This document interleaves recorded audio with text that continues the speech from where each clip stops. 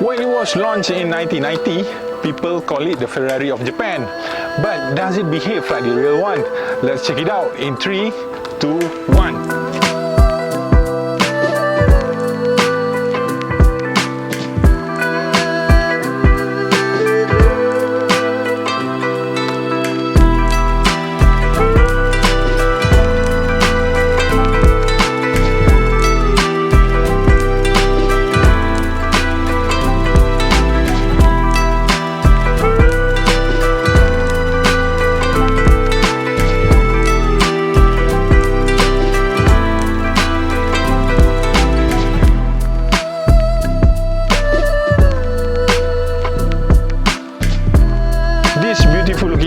Here is the first generation Honda NSX that came out in the early 1990s.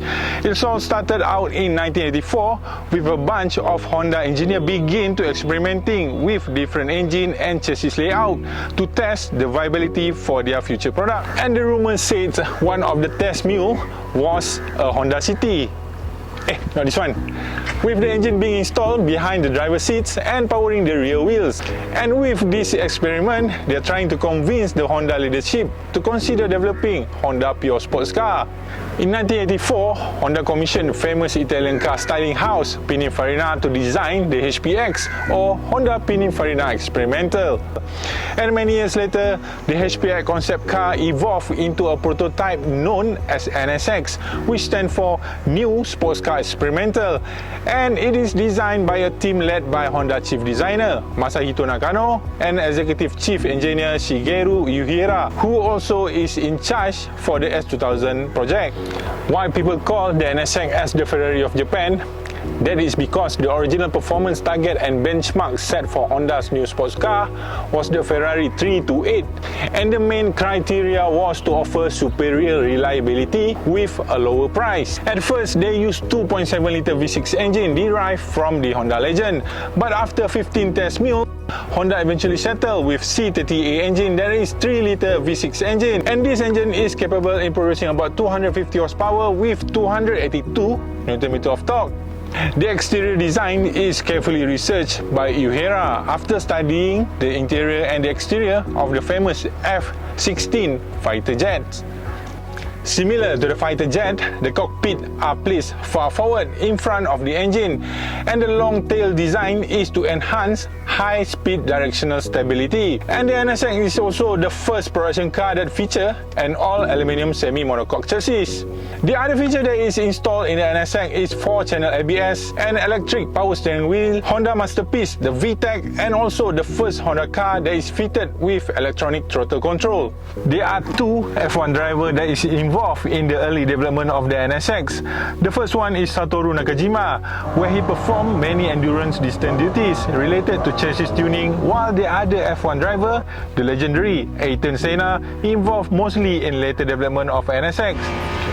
Senna helped the engineer in fine-tuning the NSX suspension and handling settings. He also convinced the engineer to tune the chassis stiffness. At the end, the NSX chassis stiffness increased by over 50%, with only a small increase in weight. Upon its official debut, Honda NSX is only 1.1 meter in height, and it showcased Honda's technology at the time, with its ultra-rigid and ultra-light all-aluminium monocoque chassis.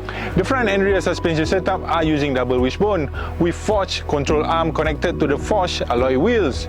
Honda NSX also the first production car that featured an engine with titanium connecting rod, forged piston, and ultra-high revving capabilities at 8,300 RPM. All features are usually associated with track and race engineered car. What I have here is the 1992 Honda NSX, but this is not the Type R version, unfortunately. The Type R version comes with an aggressive weight reduction with a removal of sound deadening, the audio system, spare tire, air conditioning system, and traction control, along with some electrical equipment. The Type R version also features a lightweight carbon Kevlar racing seat made by Recaro, and also use a lighter forged aluminium wheel produced by NK. Eventually, only less than 500 units of NSX-R were made, and it is exclusively for the Japanese market only. And the production of the NSX-R were put to an end on September 1995.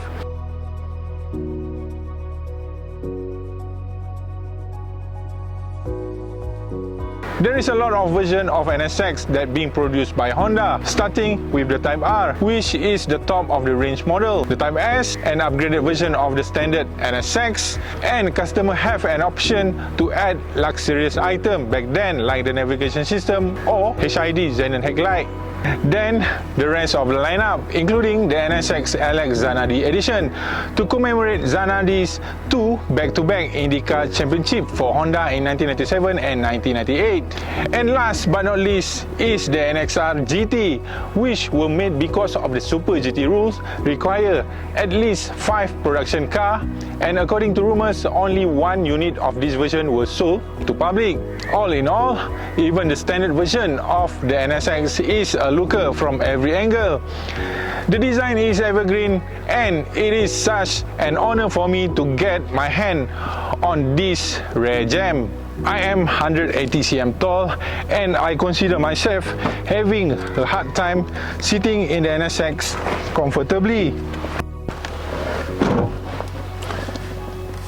I sit very low on the ground and everything inside here feel very cramped.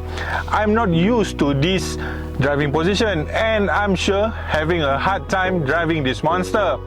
Shall we test drive this unit? Let us know in the comment below. Before we end this video, I need you guys to support us by subscribing to the channel and comment hashtag TSG giveaway for a chance to win the Samsung Watch 4. Watch this space for more exciting video next time. So long, I'm Ik, the Honda guys. We are all about Honda. See you next time.